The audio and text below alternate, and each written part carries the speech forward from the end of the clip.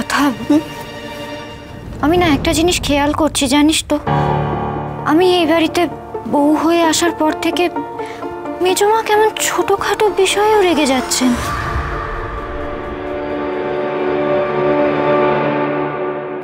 তুই এসব ভাবিস না এখন, দেখ না ওদিকে আরো কয়েকটা কাজ পড়ে আছে, একটু করে দে না, যা। এটা কি সত্যি ছোটখাটো ব্যাপার? একটা কাঁচি কেন চেয়ারের তলায় পড়ে থাকবে? যেদিন পাখা খুলে পড়লো সেদিন একটা স্ক্রুড্রাইভার পড়েছিল, আজ কাঁচি। তাহলে কি কোনো অঘটন ঘটবে আজ? নাকি নাকি ঘটে গেছে আমরা টের পাচ্ছি না?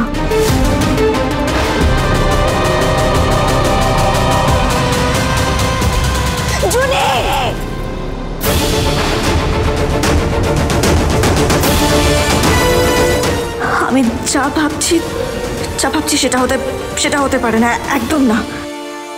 কথা? Any problem? না না পাচক মশাই, কিছু না। আমার মনে যে সন্দেহ ঘনীভূত হচ্ছে সেটা বলা যাবে না এখন আপনাকে পাচক মশাই।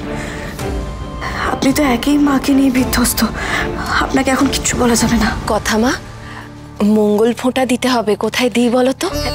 ওই দরজাটায়, তুমি যাও, আমি এটা রেখে আসছি। আচ্ছা।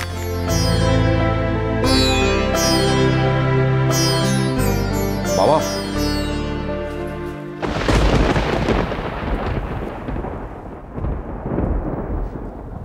এই তো সমীর এসে গেছো। কোথায় চলে গেছিলে তুমি? যাই হোক, এবার তাহলে পুজো শুরু করতে হবে। কথা মা, তুমি একটু ওনাকে মানে এই বাড়ির মতন একটু সাজিয়ে গুছিয়ে নিয়ে।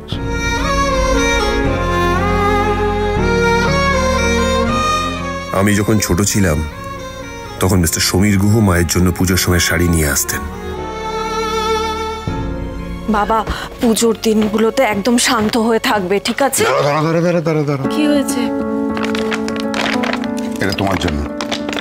এটা দেখেছো কাণ্ড, এইসবের আবার কি দরকার ছিল? তুমি ভুলে গেলে দশমীর দিনে আমাদের বাড়িতে একটা নিয়ম আছে, স্বামীরা স্ত্রীদের জন্য শাড়ি কিনে আনে, সেটা পরে বরণ করতে হয়। কি অগ্নিবাবু, কেমন আছো বলো? ভালো আছি। ভালো আছো? দুষ্টুমি বেড়েছে। চলো চলো চলো চলো এসো। আজ যখন মা ফিরে এসেছে, পুজোর সময় মায়ের জন্য কেউ কোনো শাড়ি আনবে না? আর কেউ আনুক না আনুক, আমি আমার মায়ের জন্য শাড়ি নিয়ে আসবো।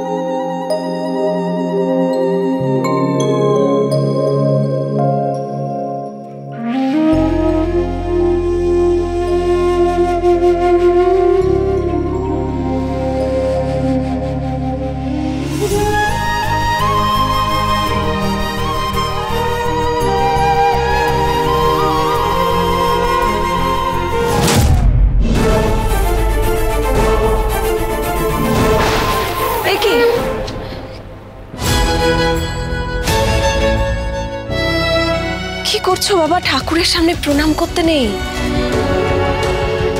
পেরেক,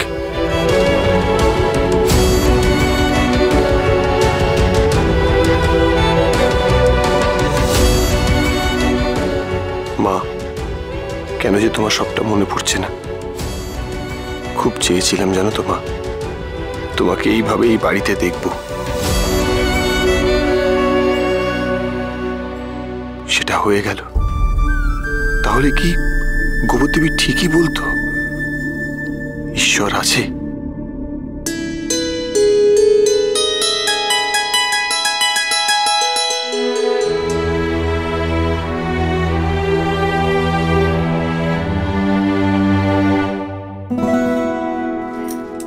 ও, শেষ হয়ে গেল?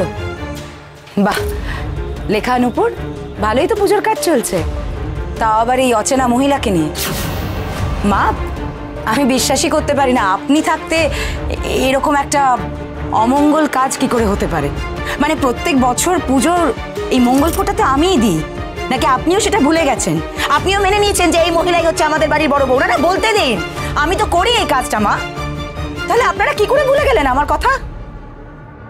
এবার আমি বলি, পুজো ঘন্টার দিনে কেন এমন অশান্তি করছো? দেখেছো অগ্নিও কি সুন্দর, অগ্নিও ভেবে নিয়েছে ওটার মা। হ্যাঁ, তাই তো আমার দাদু ভাই এত খুশি। দাদু ভাই খুশি মানে তো আমরাও সবাই খুশি, বলো? তাহলে তুমি কেন অশান্তি করছো? আর সব থেকে বড় কথা, তুমি তো ঘরে দরজা বন্ধ করে বসেছিলে মেজো বৌমা, লেখা তো ডাকতে গিয়েছিল, আসোনি। সামান্য একটা কাঁচি নিয়ে কেউ এরকম অশান্তি করে? হ্যাঁ, তাও আবার এমন দিনে। মা, আমি বলছি আমার কথা শোনো, আর ওরকম রাগারাগি করো না। এসো সবাই মিলে হাতে হাত লাগিয়ে কাজ করি। চল চল চল চলো চল। কর্তা দিদা,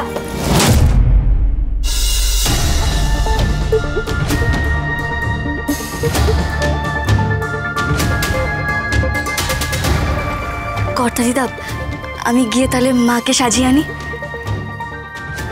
যাও। এসো।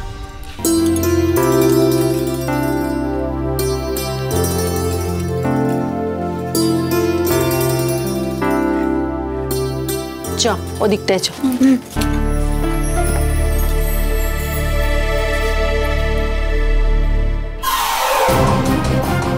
কথা তুমি যদি ভেবে থাকো আমায় ধরবে, একেবারেই পারবে না।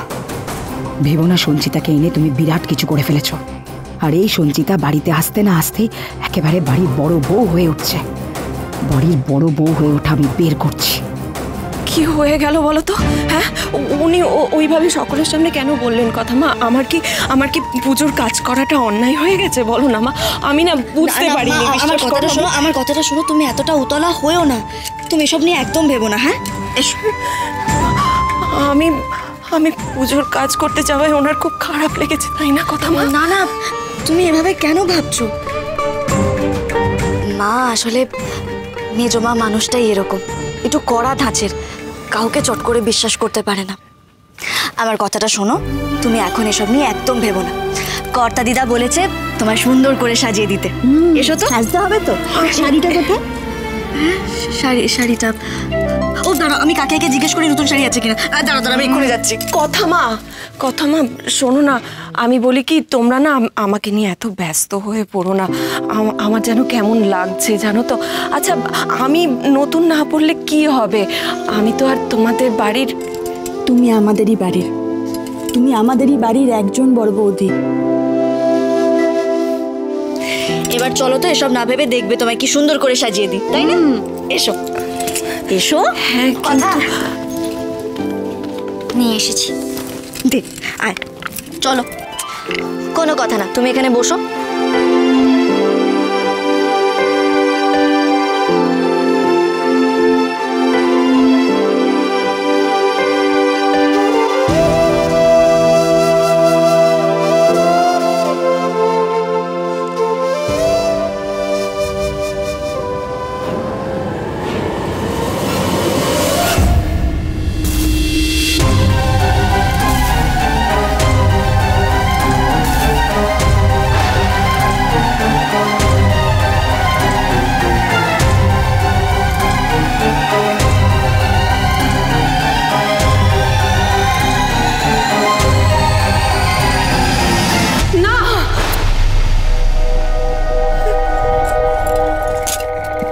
কি হয়েছে তোমার?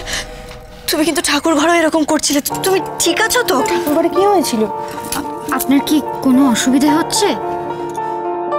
অসুবিধে কি জানি, তবে মাঝে মধ্যে আমার চোখের সামনে কি যেন ভেসে ওঠে। হয়তো আমার অতীত হবে, কিন্তু কি জানো তো, যে ছবিগুলো আমার চোখের সামনে ভেসে ওঠে, সেগুলো যদি একটু স্পষ্ট হতো তাহলে। ভালোবাসা